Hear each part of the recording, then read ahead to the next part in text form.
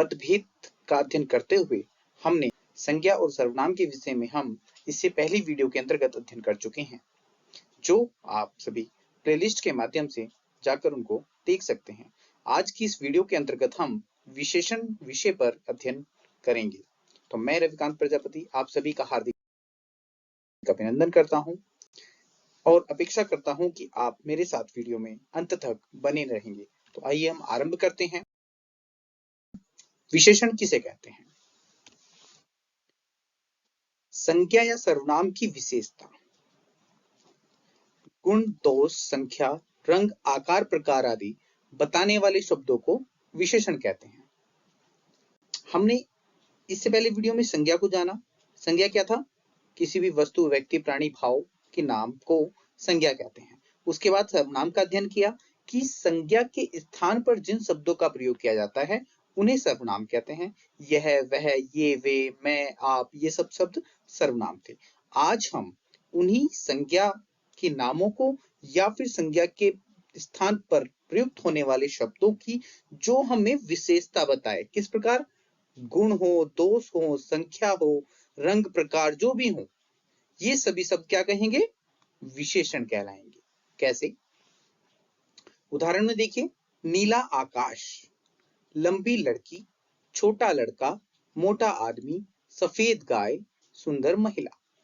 यहाँ पर जो भी ये हरे रंग में आपको शब्द दिख रहे हैं, ये सब विशेषण है।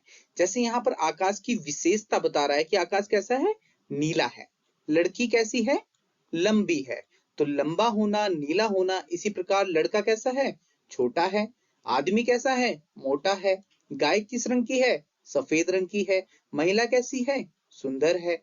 तो ये जो भाव, गुण, दोष, संख्या, रंग हमें जो बता रहे हैं, जो भी हरे रंग में जितने भी शब्द हैं, ये सब हमें विशेषताएं बता रहे हैं। किसकी? संज्ञाओं की। ये सभी क्या हुए? ये सभी संज्ञा शब्द हुए। आगे देखें, उदाहरण से, 1 किलो चीनी लाओ,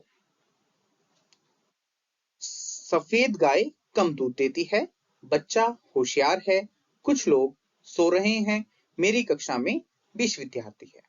आइए पहले उदाहरण से देखते हैं। इसमें क्या है? 1 किलो चीनी लाओ। यहाँ पर चीनी क्या हुई? संज्ञा शब्द हुई। अब यहाँ पर हमें क्या संख्या मिली है? 1 किलो। तो ये क्या हुआ? यहाँ पर संख्या को प्रदर्शित कर रहा है।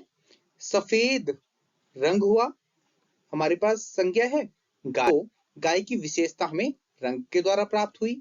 बच्चा होशियार है, बच्चा हमारे पास संज्ञा शब्द हुआ, होशियार उसकी विशेषता हुई। कुछ लोग, यहाँ पर जो लोग हैं वो कितने हैं? कुछ है, अनिश्चयवाचक है, तो कुछ लोग हैं।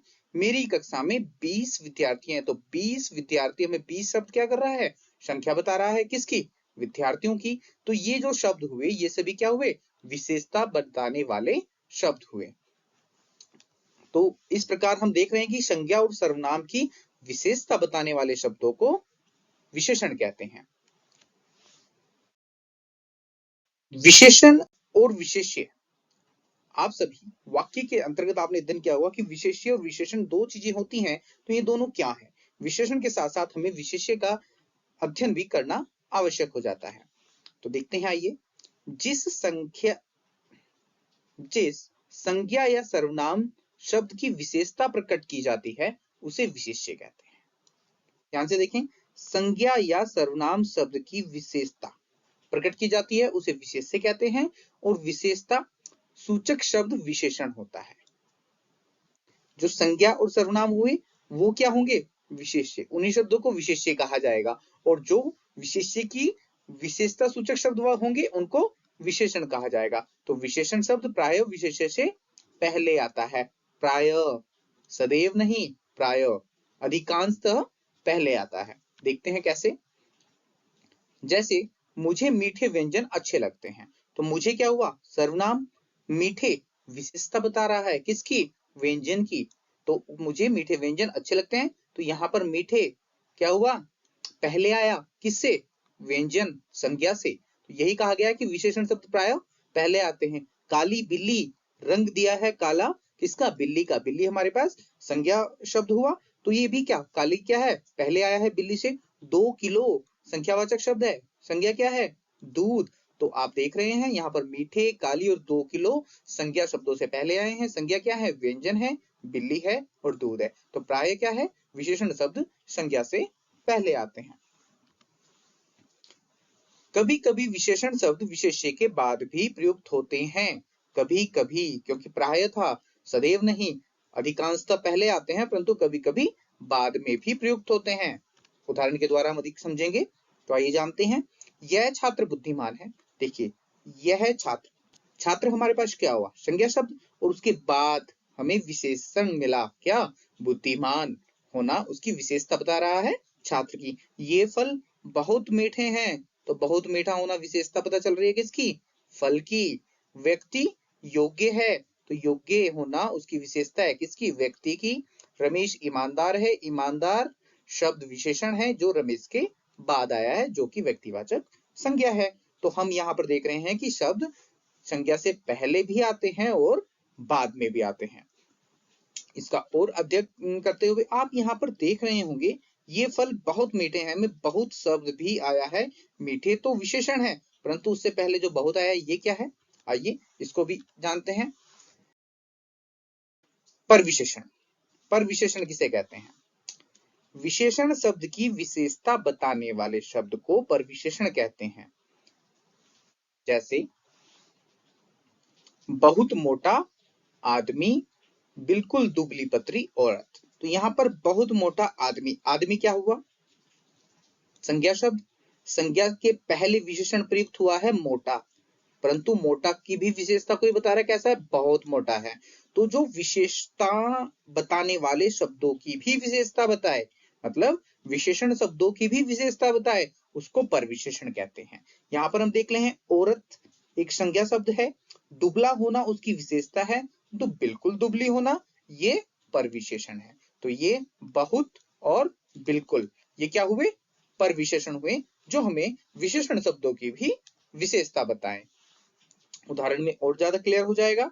राम बहुत अच्छा लड़का है, तो राम बहुत परविशेषण हुआ और अच्छा विशेषता। मेरे पास कविताओं की लगभग 2 दर्जन पुस्तकें हैं, तो कविताओं की कितनी? 2 दर्जन। क्या हुआ? विशेषण हुआ। 2 दर्जन का परविशेषण क्या हुआ? लगभग शब्द। ऐसे ही यहाँ पर भोजन बहुत स्वादिष्ट है, तो स्वादिष्ट होना उसकी विशेषता है किसकी? भोजन की, परंतु बहुत शब्द ने उसमें और ज्यादा विशेषता ला दी, तो यहाँ पर बहुत शब्द परविशेषण हो गया। आगे देखते हैं। क्रिया विशेषणों की विशेषता बताने वाले विशेषणों को भी परविशेषण कहते हैं। अभी हमने यहाँ पर क्या देखा? ये जो परविशेषण है, ये किसकी विशेषता बता रहे हैं? संज्ञा या सर्वनाम की। ठीक है, परंतु क्रिया विशेषणों की विशेषता बताने वाले शब्दों को भी परविशेषण कहते हैं। उदाहरण से समझते हैं। गरिमा बहुत धीरे चलती है। चलना क्या हुआ? क्रिया। गरिमा संज्ञा। तो गरिमा कैसी क्रिया कर रही है? चलने की। कैसे चल रही है? धीरे।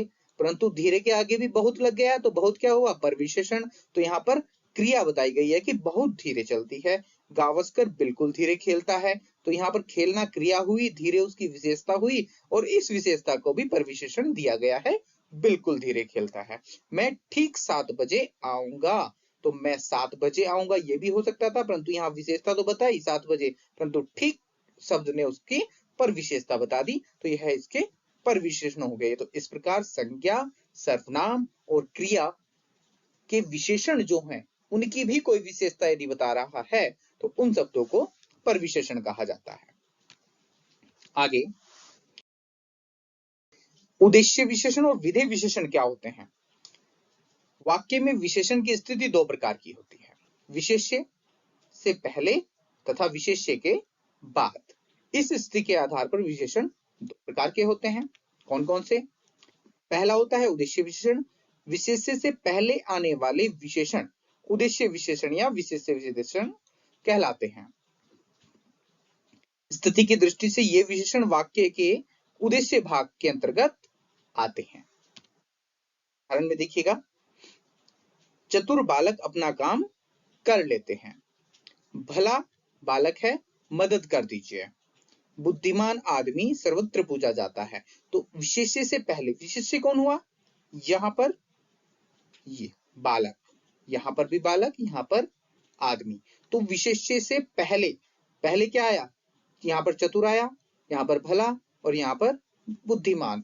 तो इसको उद्देश्य विशेषण कहेंगे, जो हमें विशेष्य से पहले मिल रहे हैं। उसी प्रकार जो विशेषण हमें विशेष्य के बाद मिले उन्हें विधेय विशेषण कहते हैं।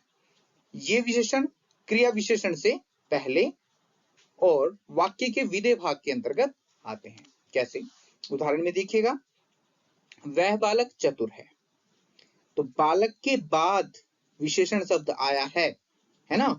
उसी प्रकार सुनीता बहुत अच्छा गाती है, तो सुनीता यहाँ पर हमारे पास संज्ञा हुई और उसका गाना बहुत अच्छा ना, ये क्या हुआ? हमारे पास विधेय विशेषण। उसकी पैंट नीली है, हमें रंग का पता चल रहा है पैंट के बाद। ऐसे ही रेखा घर की शोभा बढ़ाती है, तो ये शब्द हमें विशेष्य के बाद मिल रहे हैं। यहाँ पर बालक, सुनीता, पैंट, रेखा, ये सब क्या है? विशेष्य हुए, और यही विशेष्य के बाद जो शब्द आ रहे हैं वह विधेय विशेषण कहलाते हैं। तो आपने उद्देश्य विशेषण और विधेय विशेषण दोनों को अच्छे से समझ लिया होगा। जो विशेषण विधेय से पहले आएंगे वो उद्देश्य विशेषण कहलाएंगे, और जो विशेष्य के बाद आएंगे वह हमारे विधेय विशेषण कहलाएंगे। इसके आगे आप सभी देख रहे हैं कि हमने इस वीडियो के अंतर्गत विशेषण के साथ साथ हमने उद्देश्य विशेषण, विधेय विशेषण को जाना ना, हमने परविशेषण को जाना। इन सभी के बाद आगामी वीडियो में हम सभी विशेषण के भेदों पर विस्तृत रूप से अध्ययन करेंगे। वीडियो में यदि अभी ही भेद भी लाए जाते तो वीडियो बहुत ही ज्यादा लेंथी हो जाती और अधिक क्वेश्चन होने से हमारे समझने में कहीं ना कहीं बाधा उत्पन्न होती। इसी प्रकार वीडियो को छोटा करके ही आपके सामने प्रस्तुत किया जा रहा है, जिससे कि आप उनको भली भांति समझ सके और आगे भेदों को समझने में आपको किसी भी प्रकार का कष्ट ना हो। तो वीडियो को देखने के लिए आपका बहुत बहुत आभार, धन्यवाद। और मैं चाहूंगा कि आप मेरी वीडियो में अंत तक बने रहें और आगामी वीडियो के लिए भी आप मुझे कमेंट करते रहिएगा, जिससे कि मैं अपनी वीडियो में प्रेरणादायक शब्दों और व्याख्याओं के साथ आपके सामने प्रस्तुतिकरण दे सकूं। आप सभी का वीडियो देखने के लिए बहुत बहुत धन्यवाद, आभार।